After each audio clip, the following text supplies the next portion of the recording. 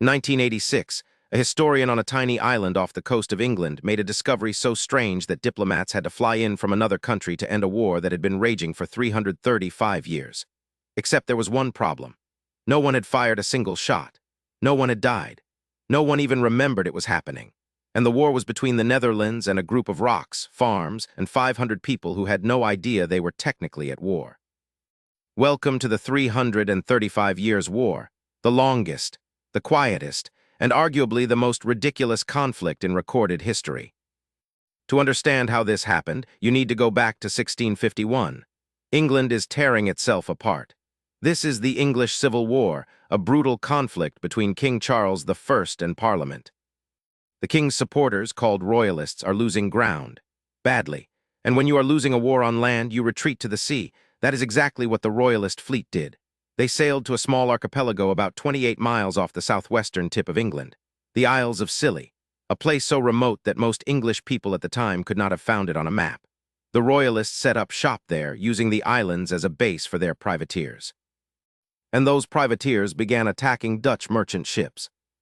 Now here is where it gets important. The Dutch Republic, officially called the United Provinces, was one of the wealthiest trading nations on Earth in the 17th century. Their ships moved goods across every ocean, spices from the East Indies, textiles from the Mediterranean, timber from the Baltic, and those ships were being plundered by royalist raiders operating out of Scilly. The Dutch were furious. They had already signed a treaty with Parliament. They were officially on the side of the English Parliament in this civil war. But Parliament could not stop the royalist privateers, so the Dutch decided to handle it themselves. In March 1651, Dutch Admiral Martin Tromp sailed to the Isles of Scilly. Tromp was no ordinary sailor. He was one of the most feared naval commanders in Europe, a man who had fought in multiple wars and commanded entire fleets. He arrived at Scilly with a demand: compensate us for our lost ships. The royalist garrison on the islands did not have the money. They barely had enough food. They certainly did not have the resources to pay back the Dutch for dozens of captured merchant vessels. Tromp waited. No payment came. So on March 30, 1651, Admiral Martin Tromp officially declared war on the Isles of Scilly, not on England, not on the royalist faction, on the islands themselves.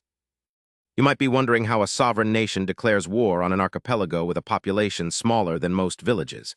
The answer is that in 1651, the legal framework for war was very different from what we have today. You could technically declare war on anyone, a city, a castle, a ship, and Tromp needed a legal basis to attack the islands and seize royalist assets. Declaring war gave him that. He bombarded the defenses, forced a surrender, and sailed away. The whole campaign lasted about a week. The royalists surrendered, the Dutch got what they wanted, and everyone moved on, except for one critical detail. No one ever signed a peace treaty. Here is what happened next. In 1651, Parliament won the English Civil War. Oliver Cromwell took control. The Isles of Scilly were brought back under English control. Treaties were signed between England and the Netherlands to end their various conflicts. But the specific declaration of war against the Isles of Scilly was never formally addressed. It fell through the cracks. The islands were too small to matter. The war was too minor to remember. And so, technically, legally, according to the records, the Netherlands remained at war with the Isles of Scilly for over 3 centuries. The years passed. The 17th century became the 18th. The 18th became the 19th. England and the Netherlands fought other wars, signed other treaties, became trade partners, became allies, and eventually became fellow members of European institutions. None of this applied to Scilly. The islands went about their business. Farmers tended their fields. Fishermen caught their fish. Children went to school. And somewhere in the archives of the Dutch government, a declaration of war gathered dust. The Isles of Scilly and the Netherlands existed in a state of perpetual phantom war that no one remembered and no one fought.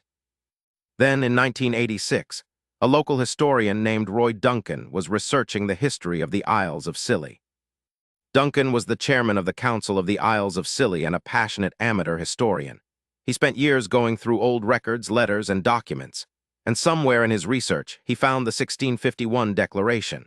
He cross-referenced it with the peace treaties that had been signed between England and the Netherlands over the centuries. He checked and rechecked, and he came to a conclusion that seemed impossible. The war was never ended. The Isles of Scilly and the Netherlands were still, technically, at war for 335 years.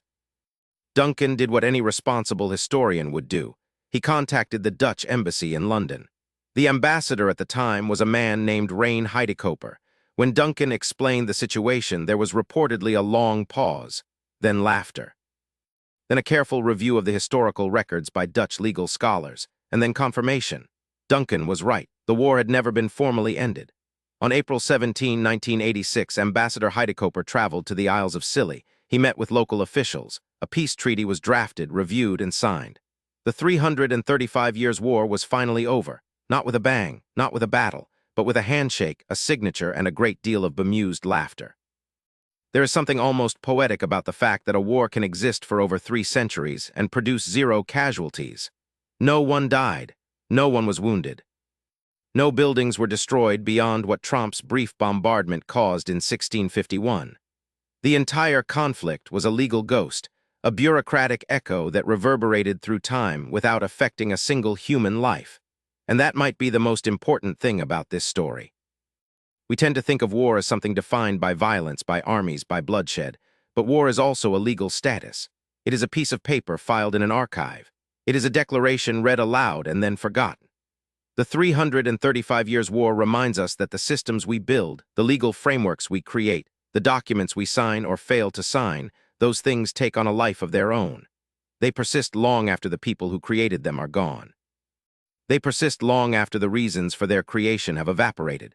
And sometimes, it takes a curious historian on a small island to remind the world that the paperwork matters. Think about the agreements in your own life, the contracts you have signed, the deals you have made, the promises that were never formalized. How many phantom conflicts are hiding in your own paperwork, your own relationships, your own history? The 335 years war is proof that what you do not finish can follow you far longer than what you do. And sometimes, the most important wars are the ones no one even knows are still being fought.